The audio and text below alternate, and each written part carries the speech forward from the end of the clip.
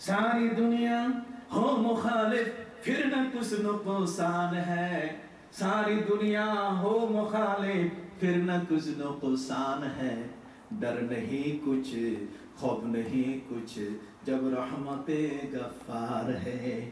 আল্লাহর রহমত ঈমান যদি তোমার ভিতরে থাকে, সেই গফুর আল্লাহ যদি তোমাকে ঈমানদার হওয়ার সুযোগ করে দেন, তাহলে ঈমানের মতো শক্তিশালী এত বড় অস্ত্র এই জগতের মধ্যে আর নাই। বলল সুবহানাল্লাহ। এই ঈমানের শক্তিতে বলিয়ান ছিলেন নবী এবং রাসূলগণ, এবং এই ঈমানের শক্তিতে বলিয়ান ছিলেন আউলিয়া ইকরামগণ। আমি পর্যায়ক্রমে আপনাদের কাছে আসছি, যেহেতু একটি বড় গুরুত্বপূর্ণ বিষয়। আশা করি আমার কথাগুলো আপনারা বুঝতে পারছেন।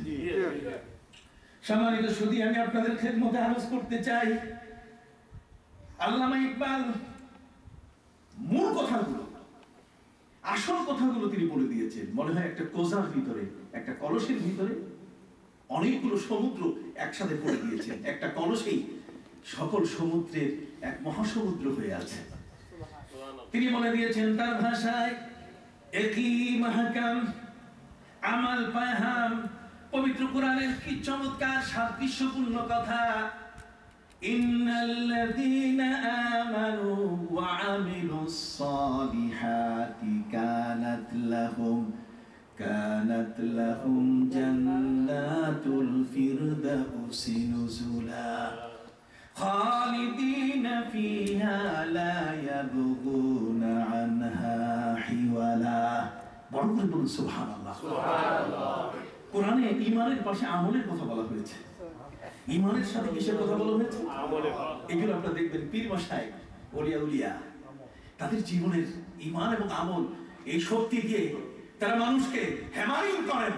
মানুষের ভিতরে তার যত কুরিপু, তার মধ্যে যত দুষ্টামি, তার ভিতরে যতগুলো অন্যায়, তার ভিতরে প্রবৃত্তি, তার ভিতরে যে ধরনের কুপ্রবৃত্তি তাকে খারাপের দিকে ধাবিত করে, নফসে আম্মারা থেকে নিয়ে, দুষ্ট নফস থেকে নিয়ে নফসে লাওয়ামা, দোদল্যমান নফসকে পর্যন্ত তারা শায়েস্তা করে নফসে মুতমাইন্না বানায় দেন। ঈমানের এক দৃঢ় প্রতীক কিছু নয়, প্রতীক তো হচ্ছে নাম সর্বস্ব, তা নয়, বরং এক মহান ব্যক্তিকে তারা রূপান্তর করে দেন। আমি এর উপরে আপনাদের কাছে অনেক এক্সাম্পল দেওয়ার চেষ্টা করবো ইনশাআল্লাহ। আমি বলতে চাইবো যে কেন তাদের সেই শক্তিটা কোথায়, কোন শক্তির উপরে ভিত্তি করে তারা এই পৃথিবীর মধ্যে 90,000 এত বিশাল সংখ্যক অমুসলিমকে তারা কালেমা পড়ালেন। কই আমাদের হাতে তো সারা জীবনে 10 জনও পড়ে না, সারা জীবনে 10 জন আমাদের হাতে কালেমা পড়ে না। আর তাদের হাতে এই জীবনের এত বরকত আল্লাহ দিয়েছেন যে 90,000 অমুসলিম তাদের মাধ্যমে সত্যের দিশা পেয়েছেন। অতএব দেখতে হবে তাদের হাতে কি ছিল। ঈমান ছিল, তাসবিহ ছিল, না তাদের হাতে কোন অস্ত্র ছিল, না তাদের হাতে মেশিন গান ছিল, ব্যাটা গান ছিল, তাদের হাতে এই ধরনের কোন প্যাট্রিয়ট ছিল, কোনটা ছিল তাদের হাতে? এটা আমাদের আজকে বিচার করা খুব দরকার। কথা বুঝতে পেরেছেন? সম্মানিত সুধী, এই জন্য আমি আপনাদের কাছে একটু ব্যাকগ্রাউন্ড, একটু পেছন থেকে কিছু কথা বলার চেষ্টা করছি, যাতে মূল বিষয়টা সহজে বুঝে আসে। আল্লামা ইকবাল বলেছেন, কি মাহকাম আমল পায়হাম মোহাব্বতে ফাতে আলম। মোহাব্বতে ফাতে আলম মানে জগৎ বিজয়ী। গোটা জগৎকে কে জয় করেছেন? আমার নবী মুহাম্মদ রাসূলুল্লাহ সাল্লাল্লাহু আলাইহি ওয়াসাল্লাম। দার্শনিক বলে মুহাম্মদ রাসূলুল্লাহ সাল্লাল্লাহু আলাইহি ওয়াসাল্লাম জগতের শ্রেষ্ঠ, বিজ্ঞানী বলে মুহাম্মদ রাসূলুল্লাহ সবার শ্রেষ্ঠ, পণ্ডিত বলে সবার শ্রেষ্ঠ, রাজনীতিক বলে সবার শ্রেষ্ঠ, কি লেখক বলেন সবার শ্রেষ্ঠ। কে আছে পৃথিবীতে যে আমার নবীকে শ্রেষ্ঠ বলে নাই? আছে এমন? তাহলে প্রতিটি সেক্টরে, প্রতিটি জোনে, প্রতিটি ক্ষেত্রে আমার নবী সবার উপরে। বলুন সুবহানাল্লাহ। নবী কখনো কারো নিচে নন, নবী হচ্ছেন সবার উপরে। তার পজিশন এত উপরে আল্লাহ দিয়েছেন। পবিত্র কোরআন মাজিদে আল্লাহ বলেন, ওয়া রাফা'না লাকা যিকরাক। হে নবী, আপনার আলোচনাকে আমি সমুন্নত করেছি। লেখকের জীবনে, আপনার জীবনে যত লেখা হয়েছে, পৃথিবীতে এত লেখক কোন মানুষের জীবনে এত লেখেনি। যত পণ্ডিত আপনার জীবনকে মন্থন করেছে, জগতের মধ্যে আর একজনের জীবন এমন ভাবে মন্থিত হয়নি। পৃথিবীর মধ্যে কোন বিজ্ঞানী আপনার জীবনকে যেভাবে তারা গবেষণা করেছেন, জগতের মধ্যে কোন মানুষের জীবনকে কেউ এমন গবেষণা করেনি। অতএব আপনি পরিপূর্ণ এক আদর্শ মহামানব। যদি বলুন সুবহানাল্লাহ। সেই নবী সাল্লাল্লাহু আলাইহি ওয়াসাল্লামের মুহাব্বতে ফাতে আলম জগৎ বিজয়ী মুহাম্মদুর রাসূলুল্লাহ সাল্লাল্লাহু আলাইহি ওয়াসাল্লামের মুহাব্বত যদি আপনার অন্তরের মধ্যে থাকে, আল্লাহর ঈমান, রাসূলের মুহাব্বত আর উভয়ের সমন্বিত আমল, এ যদি সুন্দর সমাধান করে একজন ব্যক্তি তার আপাদমস্তক top to bottom, head to leg, তার মাথা থেকে পা পর্যন্ত প্রতিটি বিষয়কে যদি আল্লাহ এবং রাসূল সিবগাতাল্লাহ ওয়া মান আহসানু মিনাল্লাহি সিবগা, আল্লাহর রঙে যেমন সে নিজে রঙিন হলো, রঙিন করলো, ঠিক অনুরূপ ভাবে লাকাদ কানা লাকুম ফি রাসূলিল্লাহি উসওয়াতুন হাসানা।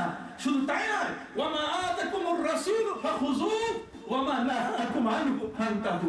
রাসূল যা নিয়ে এসেছেন তা সে আঁকড়িয়ে ধরেছে, আর যা তিনি করতে বলেন নাই, যা তিনি বর্জন করেছেন, সে তা বর্জন করে আল্লাহর কাছে দোয়া করেছে, আল্লাহুম্মা ইন্নী আউযু বিকা, আল্লাহুম্মা ইন্নী আউযু বিকা মিন শাররি মাস্তাআযাকা মিনহু নাবিয়্যুকা ওয়া রাসূলুকা মুহাম্মাদুন সাল্লাল্লাহু আলাইহি ওয়াসাল্লাম। হে আল্লাহ, আমি তোমার কাছে সেগুলো চাই না, সেই খারাপ কাজগুলো আমার দরকার নেই যা তোমার নবী দরকার মনে করেন না। কথা কি বুঝতে পারছেন ভাইরা আমার? এই জন্যই আল্লামা ইকবাল তার ভাষায় বলেছেন, ইমানদার ব্যক্তি যদি শক্তিশালী হতে চায়, পাওয়ারফুল হতে চায়, জগতের মধ্যে পাওয়ারফুল ব্যক্তিরা কারা, তাদের এক একজনের ক্ষমতা কত বড় ছিল। ওই বড় পীর আব্দুল কাদের জিলানী রাহমাতুল্লাহি আলাইহির মতো একজন মহান ব্যক্তি, যার হাতে প্রায় 12.5 লক্ষ মুসলিম কালেমা পড়ে মুসলমান হয়েছে। সিলেটের জমিনে আছেন, বাংলার জমিনের রাজনীতিকদের শুধু নয়, সমস্ত ব্যক্তিদের একজন মহান মক্ষম ব্যক্তি, যাকে দিয়ে রাজনীতি শুরু হয়, যার কবর জিয়ারত থেকে ভোটাভুটি শুরু হয়, যার কবর জিয়ারত থেকে সংসদ চালু হওয়ার প্রক্রিয়া শুরু হয়। আর সেই মহান ব্যক্তি হযরত শাহজালাল ইয়েমেনি আল মুজাররাদি আল ইয়েমেনি রাহমাতুল্লাহি আলাইহি ওই জমিনের মধ্যে শুয়ে আছেন, যার হাতে প্রায় 3 থেকে 3.5 লক্ষ খাসিয়া কালেমা পড়ে মুসলমান হয়েছে। তাহলে এত সংখ্যক মানুষ এমন একজন ব্যক্তির হাতে কালেমা পড়লেন, কি শক্তি ছিল তার কাছে, তাদের কাছে। আমি সেই বিষয়টির দিকে আপনাদেরকে আলোকপাত করতে চাই। এই 3টি বিষয়ের সমন্বয় এটা কিয়ামত পর্যন্ত থাকবে। বলুন, থাকবে কি? ঈমান, আল্লাহর প্রতি ঈমান, রাসূলের মুহাব্বত, আর কি? আমল। এই 3টি জিনিস যার ভেতরে আছে, 3টিতে অ্যাটম বোম তৈরি হয়। কথা বুঝতে পেরেছেন?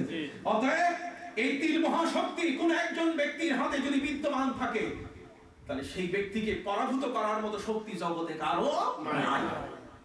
কেউ তাকে পরাভূত করতে পারবে না। আসুন আমরা সেই শক্তিগুলো কারা কারা গ্রহণ করেছেন, আমরা সেটাকে তার প্রয়োগ পদ্ধতি এবং তাদের অবস্থানগত বিষয়গুলোকে আমরা যদি একটু পর্যালোচনা করি, এটাকে এক্সপ্লেনেশন যদি আমরা করি, তাহলে আমরা দেখতে পাবো যে আসলে আমরা কেন মুসলমান হলাম। আমরা বারবার বলি উই আর মুসলিম উম্মাহ, আমরা মুসলিম উম্মাহ বলে দাবি করি, কিন্তু মুসলিম উম্মাহ বলে দাবি করার পেছনে কি শব্দ না ঈমান, মুহাব্বত, আমল।